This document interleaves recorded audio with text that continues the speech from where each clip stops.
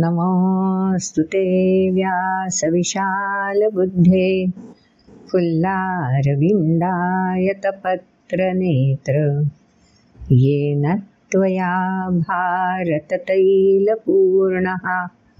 प्रज्वालितो ज्ञानमयः प्रदीपः नारायणं नमस्कृत्य नरं चैव नरोत्तमं देवीं सरस्वतीं व्यासं ततो जयमुदीरयेत्। ॐ श्री परमात्मने नमः।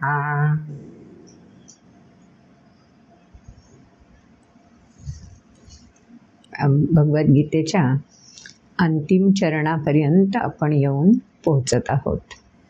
18वा अध्याय जो की कळसाध्याय आहे आणि परिणामस्वरूप काय ह्या सगळ्या भगवद्गीतेच्या बोधाचा परिणाम अर्जुनापर्यंत पोहोचलाय आणि प्रत्यक्षात त्याचं प्रमाण कसं मिळणार आहे ही उत्सुकता आपली निश्चितपणे जागी झालेली आहे आणि त्या उत्सुकतेचं निराकरण अर्जुनाच्या कोणत्या कृतीत घडणार हे जाणायचं आहे आपल्याला।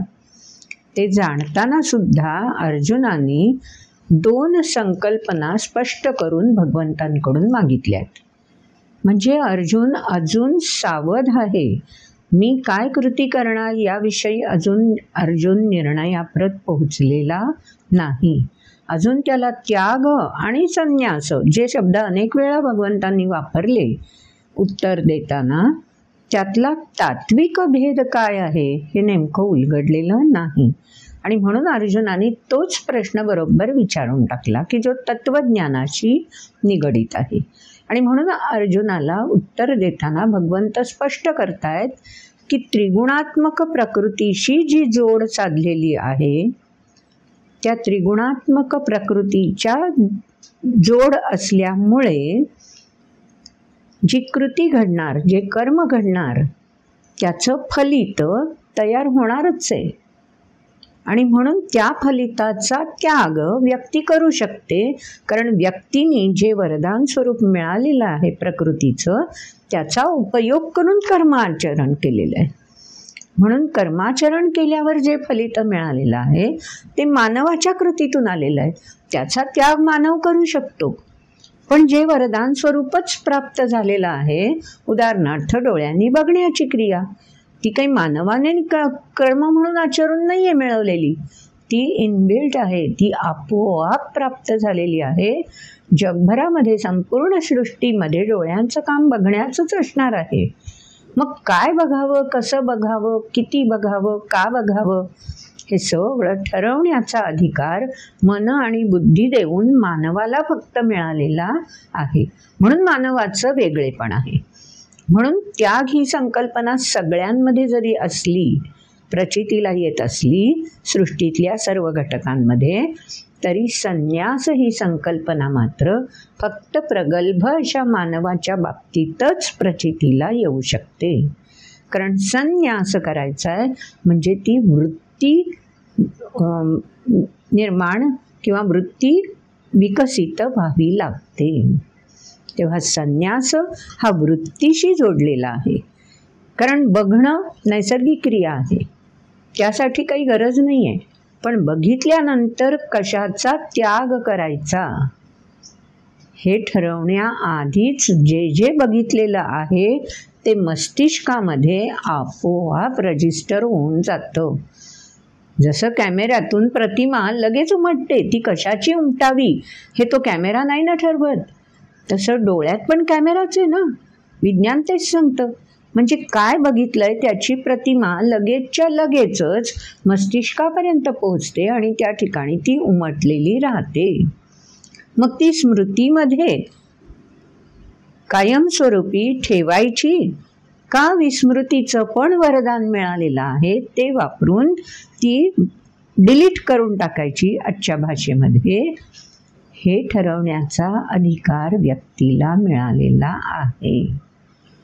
पण क्षणकाल आपण एखादं अशा प्रकारे की जे बघू नये असं वाटतं ते डिलीट करतोही, पण जे नाही बघू ते डिलीट होण्याच्या ऐवजी जे बघून साठवून ठेवायला हवं ते व्यक्तीकडून सहज दूर सारलं जातं आणि जे नाही बघायचं आहे, नाही बघायचं आहे, नाही बघायचं आहे म्हणून घोकलं जातं ते नेमकं रजिस्टर होऊन राहतं. इथेच तर मेघ आहे. म्हणून भगवंतांनी सांगून दिलं की संन्यास हा वृत्तीशी जोडलेला आहे.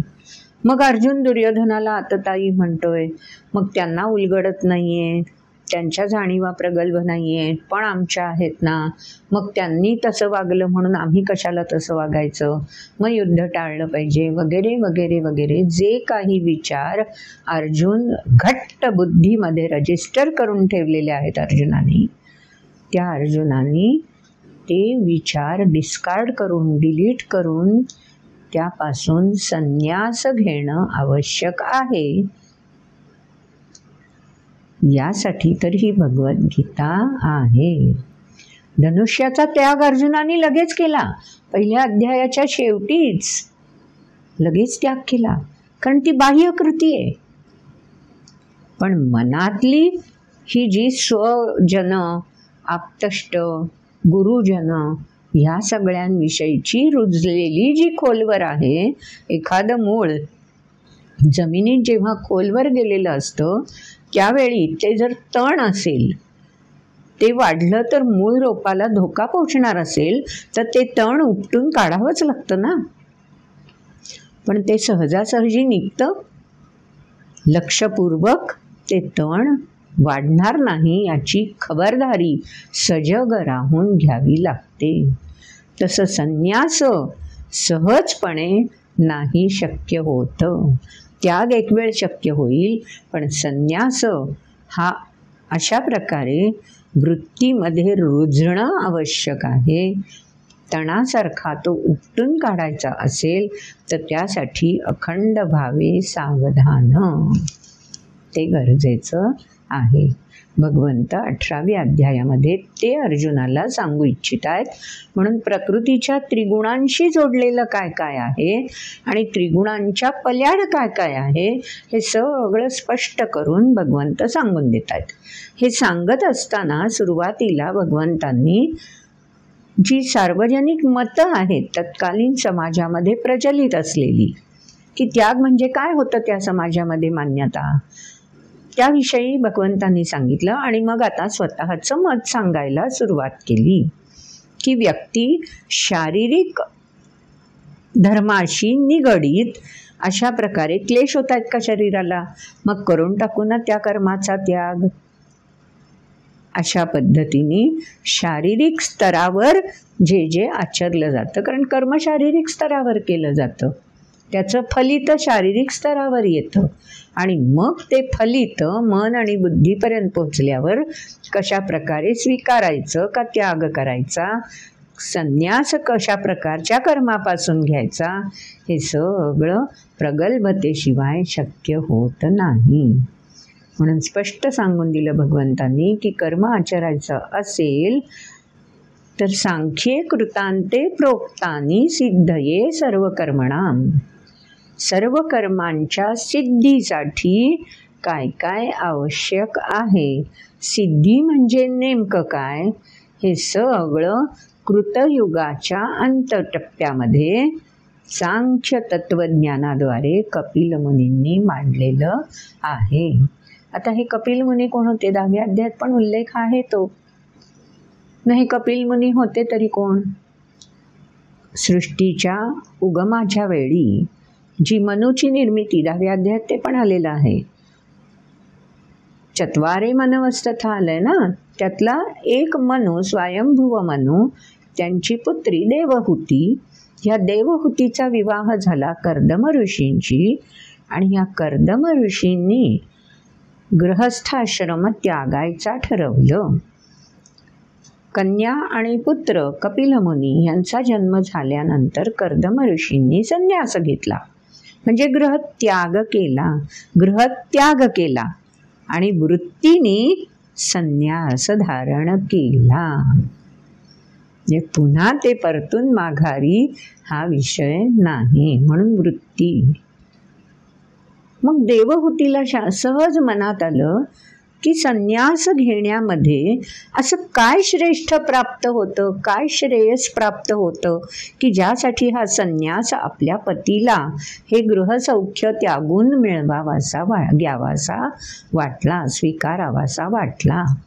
देवहूतीला ही जिज्ञासा उत्पन्न झाली आणि ह्याचं निराकरण कोण करू शकेल.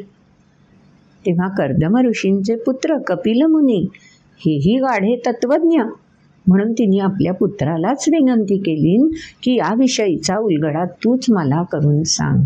आणि कपिल मुनींनी आपल्या आईचं, जसं की विनोबाजींनी आपल्या आईचं समाधान व्हावं, संस्कृतमधली गीता आईला नाही उलगडत म्हणून गीताईची रचना केली. अगदी तसंच कपिल मुनींनी आपल्या आईला आपल्या पित्याने संन्यास स्वीकारण्यामागचं काय श्रेयस प्राप्त करून घेण्यासाठी ही कृती, ही वृत्ती स्वीकारली, त्याचा उलगडा कपिल मुनींनी ज्या बोधामधून केला ते सांख्य तत्वज्ञान. आणि त्या सांख्य तत्वज्ञानामध्ये कोणत्याही कर्माच्या सिद्धीसाठी जे 5 घटक आवश्यक असतात त्याविषयी उलगडा केलेला आहे. गीतेमध्ये सुद्धा आपण जर कर्माशी जोडलेले जाणार आहोत, अर्जुनाने जर कर्माविषयी जोडलेलं राहायला हवंय, तर त्याग आणि संन्यास तोच प्रश्न जो देवहूतीला पडला होता तोच अर्जुनाला पडलाय ना. संन्यासामागचं तत्व काय, संन्यास ही संकल्पना कोणत्या तत्वाशी जोडलेली आहे, हाच तर अर्जुनाचा प्रश्न आहे. आणि म्हणून भगवंत स्वच्छ स्पष्ट करून सांगतायत की त्याग काय किंवा संन्यास काय या दोन्हीसाठी 5 घटक कारणीभूत असतात. मग ते 5 घटक कोणकोणते कारणीभूत आहेत ते आपल्यालाही समजून घ्यायला आवडेल ना. आणि मग त्या 5 घटकांच्या आधारित होणारं कर्म सिद्धये सर्व कर्मणाम असं आपण मागच्या श्लोकात ऐकलेलं आहे. म्हणजे कर्म त्याची सिद्धी आणि हे 5 घटक आणि सांख्य म्हणजे तत्वज्ञान या सगळ्यांचा मेळ एकत्रितपणे भगवंत पुढच्या श्लोकांमध्ये घालून दाखवणार आहेत. मग आधी ते श्लोक ऐकले पाहिजेत ना आपल्याला, तेव्हा सुरुवातीला ऐकूयात श्लोक. अधिष्ठानं तथा कर्ता करणै च पृथग्विधं विविधाश्च पृथक् चेष्टा दैवै चैवात्र पंचमं शरीरवाङ्मनोभिर्यत्कर्म प्रारभते नरः न्याय्यं वा विपरीतं वा पञ्चैते तस्य हेतवः तत्रैवं सति कर्तारमात्मानं केवलं तु यः पश्यत्यकृतबुद्धित्वान्न स पश्यति दुर्मतिः यस्य नाहं कृतो भावो बुद्धिर्यस्य न लिप्यते हत्वापि स इमान् लोकान् न हन्ति न निबध्यते ज्ञानैज्ञेयं परिज्ञाता त्रिविधा कर्म चोदना करणं कर्म कर्तेति त्रिविध कर्म संग्रहः ज्ञानं कर्म च कर्ता च त्रिधैव गुणभेदतः प्रोच्यते गुणसंख्याने यथावत् शृणुतान्यपि सर्वभूतेषु येनैकं भावमव्ययमीक्षते अविभक्तं विभक्तेषु तज्ज्ञानं विद्धि सात्विकं पृथक्त्वेन तु यज्ञानं नानाभावान् पृथक्विधान् वेत्ति सर्वेषु भूतेषु तज्ज्ञानं विद्धि राजसं यत्तु कृत्स्नवदेकस्मिन् कार्ये सक्तमहैतुकम् अतत्त्वार्थवदल्पं च तत्तामसमुदाहृतं नियतं सङ्गरहितमरागद्वेषतः कृतम् अफलप्रेप्सुना कर्म यत्तत् सात्विकमुच्यते यत्तु कामेप्सुना कर्म साहंकारेण वा पुनः क्रियते बहुलायासं तद्राजसमुदाहृतम् अनुबन्धं क्षयं हिंसामनवेक्ष्य च पौरुषं मोहादारभ्यते कर्म यत्तत्तामसमुच्यते. काय काय सांगून दिले बघा. पहिला श्लोक आपण ऐकला. अधिष्ठानं तथा कर्ता करणं च पृथग्विधं विविधाश्च पृथक् चेष्टा दैवं चैवात्र पंचमम्. 5 घटकांविषयी या श्लोकामध्ये भगवंतांनी स्पष्ट करून सांगून टाकलं. कपिल मुनींचं तत्त्वज्ञान आकलन करून घेणं थोडं आपल्याला कठीणच वाटणार आणि त्यासाठी वेळ पण द्यावा लागणार, पण त्यातला जो गाभा आहे तो ह्या भगवद्गीतेमधून अर्जुनाच्या माध्यमातून भगवंतांनी बरोबर आपल्यापर्यंत आणून पोहोचवला आणि व्यासमुनींनी तो गीतेमध्ये गुंफून आपल्याला उपलब्ध करून दिला. मग या श्लोकामध्ये 5 घटकांचा सरळ उल्लेख केलेला आहे. अधिष्ठान, कर्ता, करण आणि पृथक चेष्टा, विविधा पृथक चेष्टा आणि मग 5वं दैव. असे 5 घटक या एका श्लोकामध्ये सांगून दिले. आपण समजून घेऊया या 5 घटकांचा आपल्या जीवनाशी काय संबंध आहे. मला एखादं काम करायचं आहे, कारण सिद्ध ये सर्व कर्मणाम आधीच्या श्लोकात आपण ऐकलेलं आहे. म्हणजे हे 5 घटक आपल्या कृतीशी जोडलेले आहेत. मला एखादी कृती संपन्न करायची आहे, तर पहिलं महत्त्वाचं काय पाहिजे मला, की मला ती कृती का करायची आहे. करायची कोणाला, म्हणजे कर्ता पाहिजे, अधिष्ठान पाहिजे की का करायची. बघा पहिला कर्ता पाहिजे. करणारा कोण, तो विचार करणार ना, मग तो काय करायचं आहे हे ठरवणार आहे. म्हणून अधिष्ठान, कर्ता झाला, अधिष्ठान झालं. आता ही कृती जर संकल्पपूर्तीच्या दिशेने न्यायची असेल, सिद्धीच्या दिशेने न्यायची असेल, तर त्यासाठी मला काय काय साधनं वापरावी लागतील बरं, कशा कशाचा मेळ घालावा लागेल, त्याला म्हणायचं करण. करण म्हणजे साधनं. आता ही साधनं उपलब्ध आहेत, कर्ता जाग्यावर आहे, कर्ता संकल्पित पण आहे, पण त्यानं प्रत्यक्ष कृती केली पाहिजे ना साधनं वापरून. विविधाश्च पृथक चेष्टा, चेष्टा म्हणजे कृती, प्रयास केले पाहिजेत, प्रयत्नपूर्वक कृती केली पाहिजे. आणि हे सगळं केलं तर 5वा घटक कोणता आला महत्वाचा,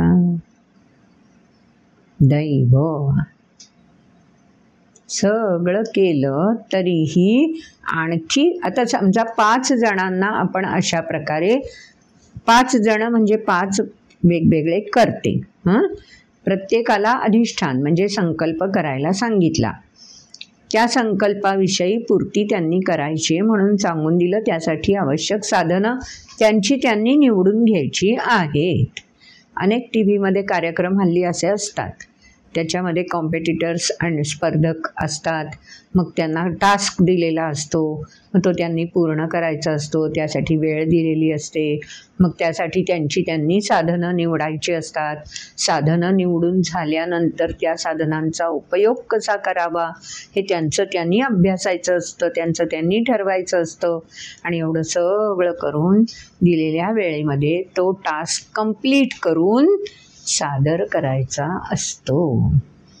असे अनेक शो हल्ली TV-मध्ये बघायला सापडतात ना. TV-मध्ये कशाला जायला पाहिजे, ज्या क्षेत्रामध्ये आपण काम करत असू तिथेही असे अनेक टास्क आपल्याला करायचे असतात पूर्ण. मग त्यासाठी हे सगळे घटक आवश्यक आहेत. मग हे सगळे घटक एकत्रित मेळ साधला.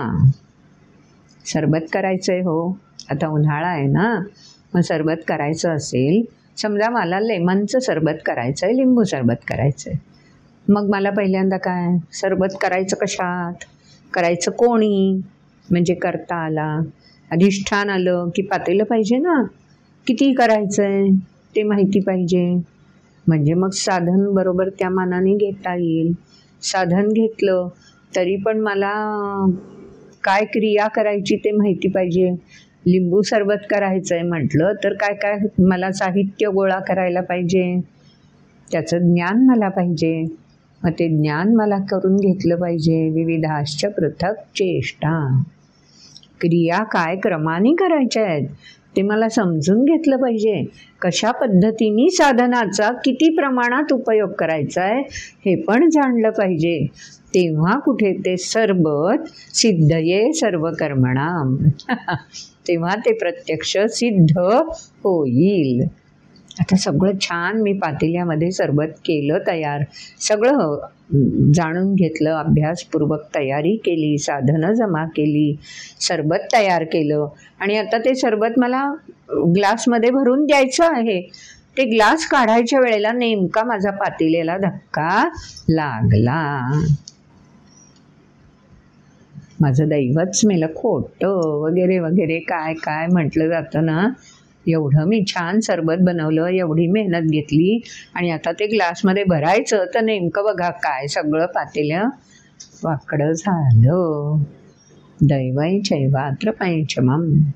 म्हणजे कुठेतरी जोड. आता बघा, अर्जुन युद्धासाठी सज्ज झालेला आहे. अर्जुनाने शंख पण वाजवला होता, कोणाशी लढायचं त्यासाठी रथमध्ये घ्यायला सांगितला होता. म्हणजे इथपर्यंत अर्जुनाची मानसिकता होती. अधिष्ठान आहे, कर्ता आहे, करणं आहे, पृथक चेष्टा म्हणजे साधनं जमा केली आहेत त्या कसे वापरायचे हे पण अर्जुनाला माहिती आहे. पण आयत्या वेळेला रथात बसकण मारून बसला ना.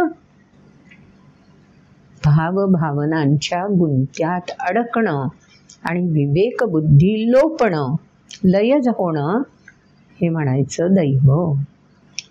पण भावभावनांच्या गुंत्यात अडकणं आणि विवेकबुद्धी लय होणं हे सहजासहजी घडत नाही. प्रत्येक व्यक्तीच्या बाबतीत घडेल असं नाही. म्हणून दैव म्हणजे संचित हे प्रत्येकाचं वेगवेगळं.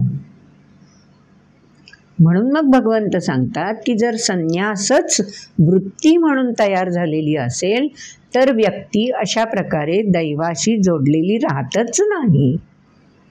त्यावेळेला तेच काम, अगदी साधं सरबताचं उदाहरण घेतलं तर ग्लास काढायच्या आधी ती व्यक्ती ते पातेलं दूर अंतरावर ठेवेल आणि मग ग्लास काढून ते मांडामांड करून मग त्याच्यात बाजूला ठेवलेलं सरबत आणून ओतेल. बरोबर की नाही?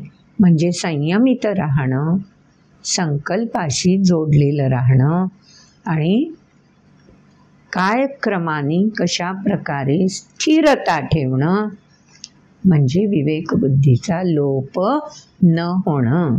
भावभावनांच्या हल्लीच्या भाषेत एक्सायटेड शब्द वापरला जातो ना.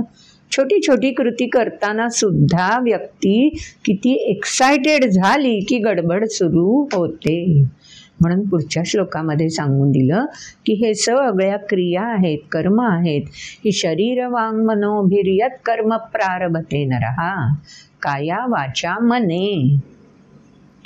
शरीर, वांग म्हणजे वाचा आणि मन या तिन्हीशी जोडून, शरीर म्हणजे इंद्रिय की हो, म्हणून इंद्रिय, मन आणि वाणी म्हणजे बुद्धीशी जोडलेली आहे.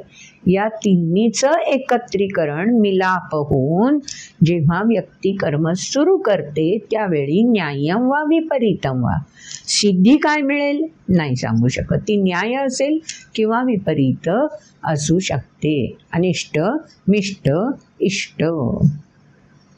तेव्हा अनिष्ट, इष्ट, मिश्र या तिन्हीपैकी सिद्धी कोणतीही वाट्याला येऊ शकते. पण त्यासाठी हे 5 घटक हवेतच. त्याशिवाय फलितापर्यंत प्रवास होऊच शकणार नाही. आणि म्हणून मग भगवंतांनी पुढे सांगून दिलं की अर्जुना, तू हे जे काय मांडून बसलायस ना मनामध्ये खेळ भावभावनांचे आणि बुद्धीला पण त्याच्याशी जोडून बसलायस ना, पुढच्या 2 श्लोकांमध्ये भगवंतांनी ते स्पष्ट करून टाकलं. आणि अर्जुनाचा मूलाधार जो आहे त्याग कशाचा आणि संन्यास कशापासून तो सगळा उखडून टाकला. काय सांगितलं पुढच्या 2 श्लोकांमध्ये? तत्रैवं सति कर्तारमात्मानं केवलं तुयः पश्यत्य कृतबुद्धित्वान्न स पश्यति दुर्मतिः. एकदा त्या बुद्धीला वेढा पडला ना अविवेकाचा की त्याला कृतीमागचा हेतू, कृतीमागचा कर्ता, कृतीमागचं अधिष्ठान सगळं विसरायला होऊन जातं.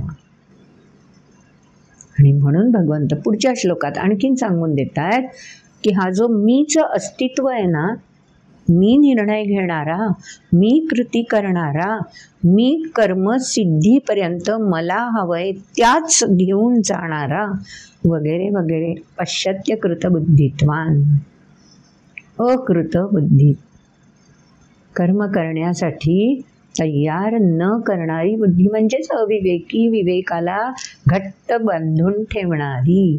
काय बांधून ठेवणार आहे? भावभावनांचा गुंता तो बांधून ठेवतो विवेकाला.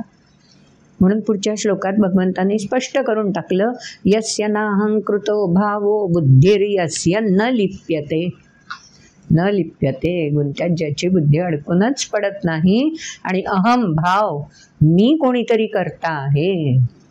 कर्तारम आत्मानं केवलं तुया. ती ऊर्जा असेल तर काही घडून येणार आहे ना.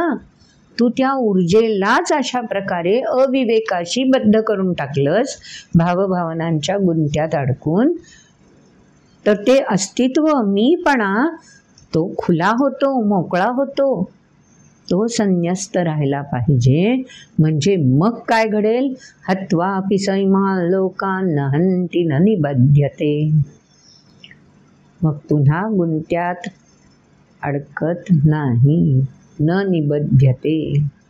मग ती व्यक्ती ना कुणाचा दुसऱ्याचा घात करत, ना कुणाकडून त्या व्यक्तीचा घात होऊ शकत. पण हे उलगडण्यासाठी महत्त्वाचं काय आहे? तर भावभावनांच्या गुंत्याचा त्याग आणि विवेक बुद्धीचा आश्रय. त्या गुंत्याचा त्याग करायचा. आणि जी वृत्ती आहे ती वृत्ती गुंत्यामध्ये अडकलेली असल्यामुळे तिच्यापासून संन्यास. म्हणजे सिद्धये सर्व कर्मणाम, त्यागही आवश्यक आहे आणि संन्यास आवश्यक आहे. वृत्तीनी संन्यास, कृतीनी त्याग. मग हे सगळं कसं सिद्ध व्हावं बरं? पुढच्या श्लोकापासून त्याचा बारकाव्याने उलगडा भगवंतांनी केला आहे. पुढचे श्लोक आपण ऐकलेच आहेत. पुढच्या श्लोकामध्ये भगवंत सांगून देत आहेत, ज्ञानय ज्ञेयं परिज्ञाता त्रिविधा कर्म चोदना. चोदना म्हणजे प्रेरणा. कर्माची प्रेरणा काय असते? कर्म संपन्न केव्हा होऊ शकतं? तिघांचा मेळ एकत्रित झाला तर. 3 म्हटलं की आता आपल्याला पक्क काय लक्षात? सत्व रज तम गुण. कारण त्रिगुणावर अख्खा अध्याय आहे ना 14वा. म्हणून तिघांचा मेळ म्हटल्यावर आपल्याला सत्व रज तम आठवतात. पण इथे भगवंतांनी कोणत्या तिघांचा मेळ सांगून दिलाय? ज्ञानय ज्ञेयं परिज्ञाता. परिज्ञाता म्हणजे जाणकार, कर्ता. ज्ञेय म्हणजे तो जाणकार, आणि ज्ञान म्हणजे साधन. त्या साधनांविषयी जो जाणकार आहे तो कर्ता. अशा तिघांचा एकत्र मेळ व्हायला पाहिजे. उदाहरणार्थ, आता उन्हाळा आलाय, माठ बनवले जातात. त्यासाठी माती एकत्रित केली जाते. कोणती माती कशा प्रकारे किती पाणी घालून मळून एकत्र तयार करायची याचं ज्ञान पाहिजे. माती हे साधन आहे. ज्ञेय म्हणजे मला त्या मातीचा कसा उपयोग करायचा, त्याचा माठ बनवताना चाकावर किती माती घ्यायची, त्याला किती चक्र किती गतीने फिरवायचं, कशा प्रकारे आतल्या हाताने आतून आकार द्यायचा, हे सगळं ज्ञेय, जाणकार. आणि हे ज्याला कौशल्यपूर्वक जमतं, म्हणजे ज्याची वृत्ती तदाकार झालेली आहे, अन्य सगळ्या गोष्टींपासून ज्यानं संन्यास घेतलेला आहे, त्याला म्हणायचं परिज्ञाता. परिज्ञाता, अन्य गोष्टींपासून संन्यास, टोटल कॉन्सन्ट्रेशन, पूर्ण एकाग्रतापूर्वक साधनं कोणती हवी आहेत ते निश्चित करणं, आणि ज्ञेय जाणीवपूर्वक ती कृती संपन्न करणं. कर्म करण्यामागची ही प्रेरणा असते. आणि मग हे कर्म, त्यासाठी ज्ञान ज्ञेय परिज्ञाता हे ज्ञानाच्या पातळीवर झाले. आता प्रत्यक्ष व्यावहारिक पातळीवर यालाच काय म्हणायचं? ज्ञान म्हणजे करणं, साधनं. ज्ञेय म्हणजे प्रत्यक्ष कर्म की जे प्रतिबिंबित होणार आहे, आणि परिज्ञाता म्हणजे कर्ता. म्हणून दुसऱ्या ओळीत सांगून टाकलं, करणं कर्म कर्तेति त्रिविध कर्म संग्रह. कर्म फलित होण्यासाठी, सिद्ध होण्यासाठी ज्ञानला म्हणायचं करण, ज्ञेयला म्हणायचं कर्म, आणि परिज्ञाताला म्हणायचं कर्ता. अशी ती जोडी आहे, असं ते त्रिकूट आहे. आणि या तिघांच्या एकत्रितपणामुळे जाणीव असेल तर प्रेरणा मिळेल, आणि प्रत्यक्ष साधनं करता आणि जाणकारी एकत्र आली की कर्म प्रत्यक्षात येईल, संग्रह होईल. मग आता करणं, कर्ता, कर्म हे तिन्ही मानवानी वापरायचे आहेत कर्म करताना. म्हणून मग हे तिन्ही कोणाशी जोडले गेले? मानवाच्या प्रकृतीशी. आणि म्हणून मग या तिन्हीमध्ये प्रकृती आपलं वेगळेपण मिसळणार. म्हणजे काय करणार? प्रकृती आपल्या त्रिगुणांचा प्रभाव या तिन्हीवर ठसा उमटवणार. कोणाकोणा तिघांवर? करण, कर्म, कर्ता. मग आता कसा ठसा उमटवते? कोणत्या गुणाचा काय ठसा उमटतो ते पण समजलं पाहिजे.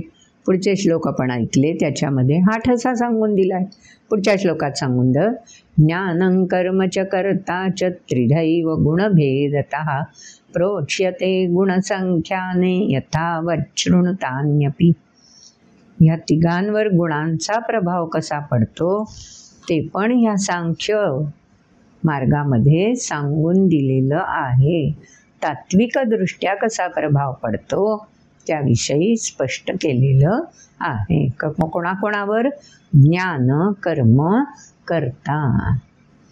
मग आता बघूया ज्ञानावर. ज्ञान म्हणजे करणं, साधनं. त्याच्यावर कसा गुणांचा प्रभाव पडतो? सत्वगुणाचा प्रभाव वेगळा असणार, रजोगुणाचा प्रभाव वेगळा असणार, तमोगुणाचा प्रभाव वेगळा असणार. कशावर? ज्ञानावर म्हणजे साधनांवर. मग प्रत्यक्ष कर्म रुजू होणारे. मग ज्या साधनांचा वापर जास्त प्रमाणात होईल, जसा केला जाईल तसा सात्विक साधनं वापरली तर कर्म पण सात्विक गुणाशी निगडीत असेल. रजोगुणाशी संबंधित साधनं असतील तर कर्मावर पण ठसा रजोगुणाचा उमटेल, आणि अन्यथा तमोगुणाचा उमटेल. आणि तिसरं कर्ता. कर्ता पण अशाच प्रकारे ज्या गुणाशी प्रभावाने जोडलेला असेल त्यानुसारच तो साधन निवडेल, त्यानुसारच तो कृती करेल, आणि त्यानुसारच प्रत्यक्ष कर्माची प्रचिती सात्विक, राजसिक किंवा तामस प्रत्ययाला येईल. म्हणून पुढच्या 3 श्लोकांमध्ये प्रत्येक गुणाच्या प्रभावानुसार कशा प्रकारे साधन वापरलं गेलंय याचा ठसा मिळतो, कशा प्रकारे कर्म प्रतिबिंबित होत आहे त्याचा ठसा मिळतो, आणि कर्त्याचं प्रतिबिंब त्या कर्माद्वारे आपोआप कोणत्या गुणाच्या प्रभावामुळे होत आहे त्याचीही प्रचिती मिळते. म्हणून पुढच्या 3 श्लोकांचा एक गट आहे तो आपण लक्षात घेऊ. श्लोक तर आपण ऐकलेच आहेत. आता सात्विक गुण जर प्रभावी असेल तर त्याला सर्वदूर समानता दिसते. हो, साधन कोणतंही असू दे, त्या साधनाचा उपयोग करून मला जे कर्म करायचं आहे ते करण्यासाठी मी अहर्निश प्रयत्न करणार. असा कर्त्याचा भाव, सात्विक भाव आचरणातून प्रतिबिंबित होतो. तो साधन मला हेच हवंय तेच हवंय असा अडून बसत नाही. त्याला महत्त्वाचं असतं ते सर्वदूर समानता आहे, आणि कर्माचा परिणाम हितासाठी झाला पाहिजे, कल्याणासाठी झाला पाहिजे, एवढाच त्याचा संकल्प, हेतू, उद्देश असतो. म्हणून सर्वभूतेषु येनैकं भावमव्ययम् ईक्षते. ईक्षते म्हणजे जाणू शकतो. काय? अव्ययम भावम. जे काही समोर साधन म्हणून उपलब्ध आहे ते वापरून आपण कर्म करू शकतो ना. मग या साधन स्वरूप कोण आहे? सर्वभूतेषु.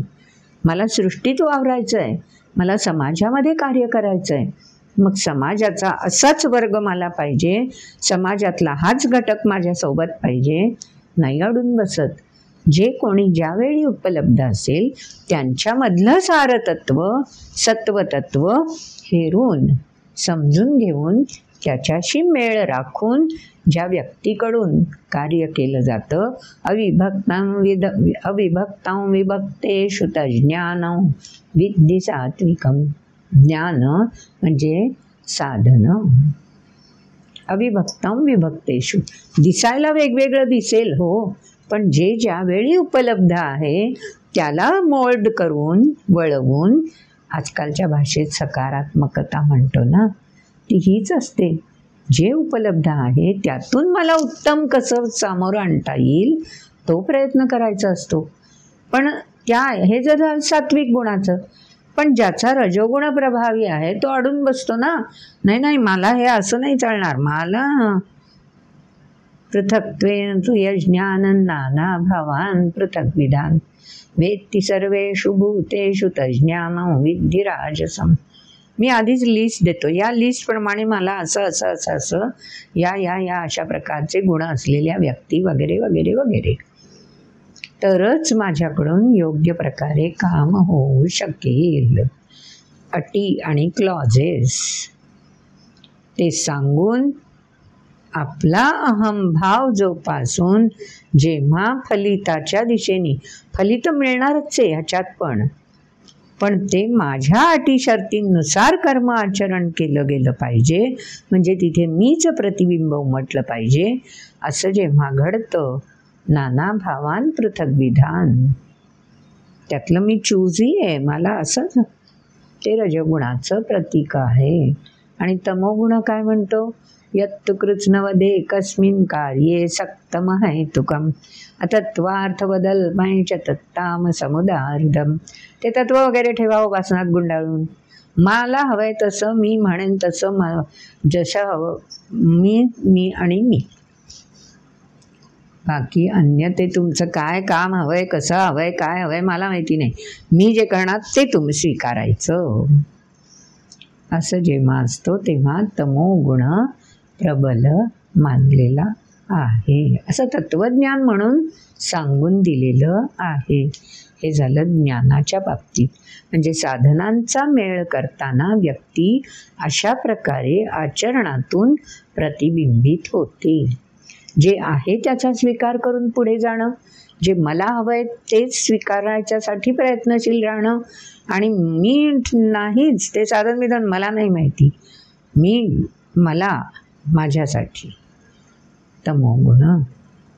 हे झालं ज्ञानाचं. आता दुसरा कर्माचा प्रकार आहे, त्याच्यात पण पुन्हा 3 प्रकार येणार. सत्वगुण प्रभावी असेल तर जे कर्म आचरलं जाईल ते कर्म कसा शिक्का उमटवेल. नियतं संगरहितमरागद्वेषतः कृतं अफलप्रेप्सुना कर्म यत्तत् सात्विक उच्यते. त्याला सात्विक म्हटलं जातं. कोणतं? अफलप्रेप्सुना कर्म. विशिष्ट फळाची माझ्या हितासाठी अपेक्षा न ठेवता, संगरहित, आसक्ती विरहित होऊन, दायित्व समजून जे कर्म आचरलं जातं त्याच्यामध्ये सात्विक गुणाचा शिक्का सहजपणे उमटलेला प्रकाशात येतो. व्यावहारिक उदाहरणं आता देत बसायची गरज नाही आहे. 18व्या अध्यायापर्यंत आल्यानंतर सहजपणे आपल्या रोजच्या जीवनामध्ये हे सगळे शिक्के आपण ताडून बघायला शिकलेले आहोतच.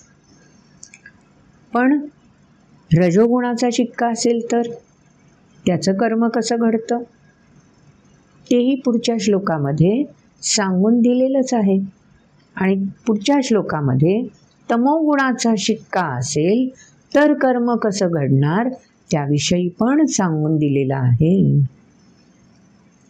त्यामुळे रजोगुणाचा शिक्का म्हणजे मला आधी फळावर नजर, काय कर्माचा परिणाम मिळणार आहे त्यानुसार माझ्या कर्माची रचना केली जाईल. आणि जेव्हा अनुबंधं क्षयं हिंसा अनवेक्ष्य च पौरुषं मोहादारभ्यते कर्म यत्तत्तामस उच्यते. मोहात आरभते, मला हवंय ना म्हणून. मग इतरांना कोणाला त्याच्यापासून त्रास होऊ दे, अन्य काहींना त्याच्यापासून दुःख प्राप्त होऊ दे, इतर कोणाचाही मुलाहिजा न ठेवता. सध्या अशी उदाहरणं आपल्या डोळ्याला अनेक सामोरी येतात, कानावर येतात. प्रत्यक्ष प्रमाण आपल्या सहवासात असणाऱ्यांकडून पण आपल्याला मिळतं. आहे ना असंच?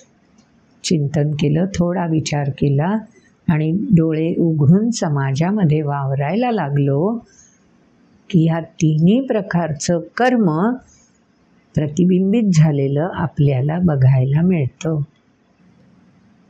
मग प्रत्यक्ष युद्धामध्ये समावेश असणाऱ्या दुर्योधनाचं कर्म असेल, पितामह भीष्मांचं कर्म असेल, अर्जुनाचं कर्म असेल, युधिष्ठिराचं असेल, भीमाचं असेल, युद्धामध्ये प्रामुख्याने सहभागी असलेल्या प्रत्येकाचं कर्म, प्रत्येकाचं ज्ञान अशा प्रकारे आपण अभ्यासू शकतो. तेच महत्त्वाचं या ठिकाणी भगवंत सांगू इच्छितात अर्जुनाला की तू स्वजन म्हणतोयस ना, एकांगी विचार करत आहेस.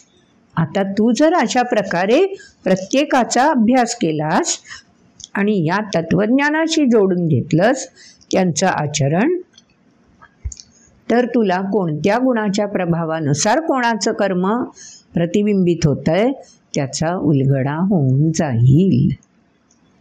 हे झालं कर्माविषयीचा अभ्यास. कोणी कोणत्या प्रकारची साधनं मिळवली त्याचा पण तुला अशा गुणांच्या प्रभावानुसार अभ्यास करता येईल. अगदी पहिल्यांदा आपण ऐकलेली कथा आहे ना, कृष्ण, अर्जुन आणि दुर्योधन. एका वेळी एकत्र युद्ध निश्चित झाल्यानंतर एकत्र जमले आणि कृष्णाने आपला निर्णय जाहीर केला. हीच तर कृष्णाची राजनीती आहे, रणनीती आहे. काय केलं कृष्णाने? मी नाही बुवा युद्ध करणार आहे, हां, मी शस्त्र हातात घेणार नाही. तेव्हा आधीच दोघांनी विचार करा काय मागून घ्यायचं आहे. मग दुर्योधन म्हणाला, मग कशाला असं जो लढणार नाही, जो शस्त्र घेणार नाही, तो कृष्णाला मागून काय उपयोग आहे? त्यापेक्षा एवढी भली मोठी सुसज्ज सेना आहे, ती यादव सेनाच मागून घेऊया ना. कर्ण कर्म करता, त्या कर्त्याचा विषय पुढच्या श्लोकांमध्ये असणार आहे, तोही आपल्याला जाणून घ्यायचा आहे. पण आत्ता ज्ञान आणि कर्म यांचा सांधाजोड असा युद्ध प्रसंगाशी, युद्धातल्या घटनांची आणि आपल्या व्यावहारिक जीवनातल्या समरप्रसंगांशी कसा जोडता येईल त्याचा प्रयत्न आपण करूया. आता हा प्रयत्न आपण करू शकणार आहोत. दरवेळी काही व्यावहारिक उदाहरणं द्यायची आता गरजच नाही. तेव्हा नक्की भेटूया पुढच्या भागामध्ये कर्त्याविषयी समजून घेण्यासाठी. आजचा व्हिडिओ इथेच संपन्न करूया. आवडला असेल तर लाईक जरूर करा, शेअर तर आपण करत असालच, आणि हो, सबस्क्राईब केलं नसलं ना चॅनल तर जरूर सबस्क्राईब करा आणि बेल आयकॉन क्लिक केलात की आपल्याला नोटिफिकेशन मिळत राहील.